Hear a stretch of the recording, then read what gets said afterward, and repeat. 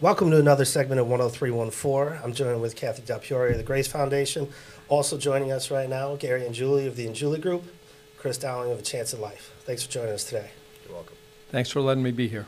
Appreciate it. We're talking about a special topic that's coming up, and we've been working with the participants from the Grace Foundation and many other nonprofits to be able to communicate a message to the Staten Islanders to share what a great place this is and talk about how giving in the community is important, why it's good to be kind, and why we're able to then also share with all the different organizations about how we could come together where a bunch of people doing good creates a bigger effort, and that's what we're really trying to do. Kathy?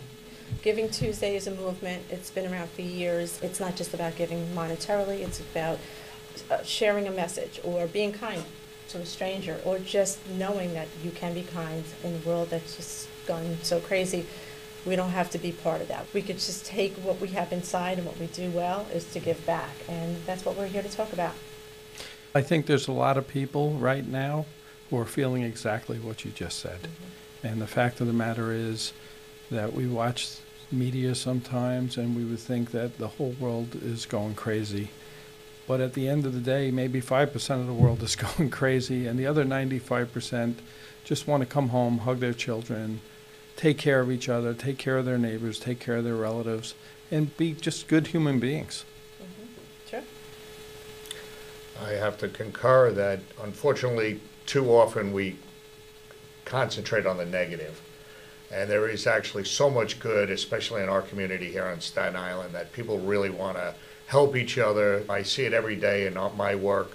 People just want to give their time and effort to helping any way they can. So I think it's important that we recognize that too, that there is that other side of things, that it's not always negative, that there is a tremendous amount of positive in the community. Right. I feel like there's so many people out there that need our help, and we're able to lend that hand and be their support system and to encourage and empower and embrace, and that's what we do at Grace. It's every individual needs to be empowered and feel like their day is just as good as our day, because they can't verbalize it in a certain way or other. We're there to help and support them. And I think that's what we do as nonprofits and you as a business to support us, and we appreciate the support you always give back to the community. Thank you. At the Angiuli Group, we did a project that we affectionately refer to as Minthorn Street, and it's a side street in Staten Island.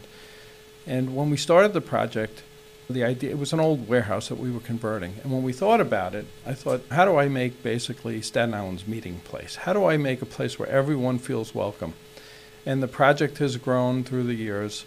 We've had multiple restaurants. We have a brewery there right now. And we're fortunate enough that we got an open streets permit and we're able to shut down for all types of community events. We've done everything from Shakespeare in the street to beer festivals.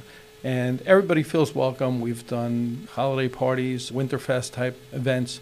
And I think from my point of view, I read a book by Richard Branson years ago called Screw Business as Usual. And basically the bottom line to the book was that, sure, you're in business, you're here to make money, but why not try and be socially responsible? Why not try and make the world better with your model? And so that's what we did at the Angiuli Group on Minthorn Street. Great. Chris, why don't you tell us a little bit about your organization and what you do? Sure. We're actually quite an old organization. We were actually started by an Irish Catholic priest at the Vatican in Rome in 1945 as a result of what he saw was a major problem in Rome after World War II, where the young children and teenagers were running around the streets wildly because they had been orphaned because of the war. And he started basically what became the Boys' Town of Italy. And I had the pleasure of going on vacation just a month ago and actually visited the original site, which is still in the city of Civitavecchia, right outside Rome. It's still there. They're still having young people stay there. This was a wonderful way of helping control the young people and give them a reason to live, and they would train them and give them skills. So we've carried that idea now internationally, where we're in 12 different countries around the world. And we recently came to Staten Island because a lot of our fundraising was being done in the United States. And we said, why aren't we here? So we opened up a place right in West Brighton on Castleton Avenue.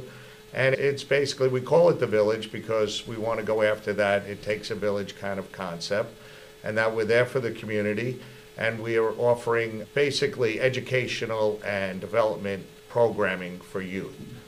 So we're there for the community, in the community, and we're looking always to partner with other organizations in any way we can to help out. We partner with the Grace Foundation, where the young people come and help us with our food pantry, weekly food pantry. We have a great time with them. But these are the kind of things that just foster and build that sense of community and feeling of belonging to a community. So we're there for it, and we're always looking to do other things. By all means, if anybody wants more information, please contact me. One of the things that we've talked about throughout the course of the day is that people inherently, they want to be good, they want to help, but sometimes people don't know where to start. As somebody whose family has been ingrained in the giving and development of Staten Island, is there any sort of advice or communication that you could share with people as a way to be able to start? So that's a great question, and this is probably a good time to tell you that in conjunction with the Staten Island Economic Development Corporation, who is giving us a grant for some artwork, we were able to procure just a wonderful piece of artwork by an artist named Charlie Hewitt, and we're going to be mounting it very high on the building. We're in the process of just beginning the permitting process. Okay. And what the artwork says, it's one word, and I believe it's going to become iconic because you're going to be able to see it one stop from the Staten Island Ferry, right from the train. It's really large and it's beautiful, and it just says hopeful. And it feels like that's the right message for this moment in time. And so that's one of the things that we're going to be doing to try and spread a message of healing and community. Staten Island's always been a special place. Unlike many other places in New York City, Staten Island, 400,000 to 500,000 people, not 6 million people or 8 million people or 3 million people. And Staten Islanders still take care of each other. So we're hopeful that the hopeful artwork we're going to put up is going to become inspirational to everybody. So that's one of the things we're doing. And the other thing we've done stuff like during the pandemic, we had the restaurants on Minthorn Street, and we had waived their rent, and we were actually buying sandwiches to send to the hospital workers and stuff like that. So at the end of the day, everybody just can do what they can do. And if it's to bring a peanut butter and jelly sandwich next door to your neighbor who's sick, that's good enough. It doesn't have to be a giant piece of artwork. It just needs to be compassion. We need to become a compassionate society again. I think most people feel that. And sometimes maybe they feel a little powerless, or that they have to do something big, or that only big companies can do things. And the fact of the matter is, sometimes the smallest gesture, putting your arm around somebody who's down on their luck, is all it takes. Oh, I'm hopeful. So one of the things we've been saying today is Giving Tuesday every day.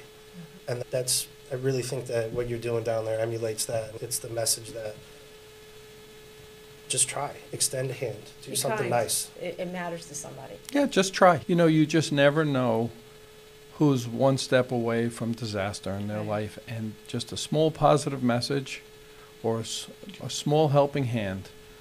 You were getting rid of a sweater and you give it to someone who can't afford to buy a sweater. It could be anything. It doesn't need to be a giant magnanimous gesture.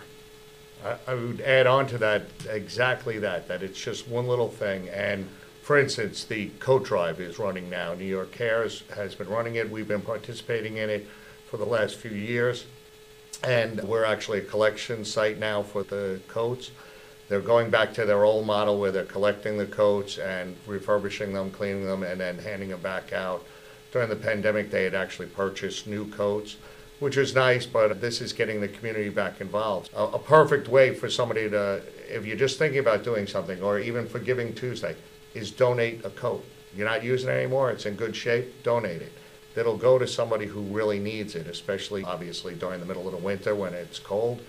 That person is going to gain a real value out of that gift, and it doesn't cost you anything. Just remember that. It's just a very simple thing of something that you may not need anymore, or a couple extra bucks you have in your pocket.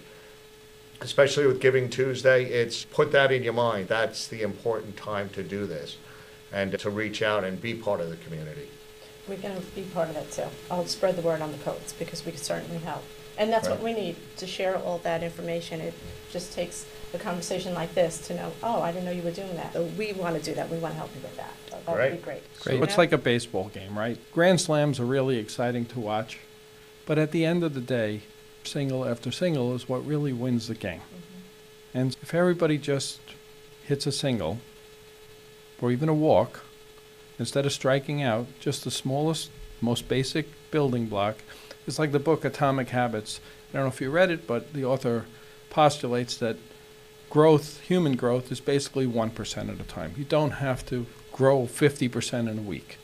And if we all start thinking about what we can do just at 1%, 100 1%ers make 100%. I think for me personally, that's my credo. I'm always looking for at least the 1%. Sometimes we can do a little more, but the 1% are really important, and I think that's the message that Giving Tuesday, and like Dan said, if we did 1% every day instead of 50% on Giving Tuesday, imagine what we'd be doing for our neighbors and our family and our friends. That's why we say Giving Tuesdays every day. Giving Tuesdays every day. Giving Tuesdays every day.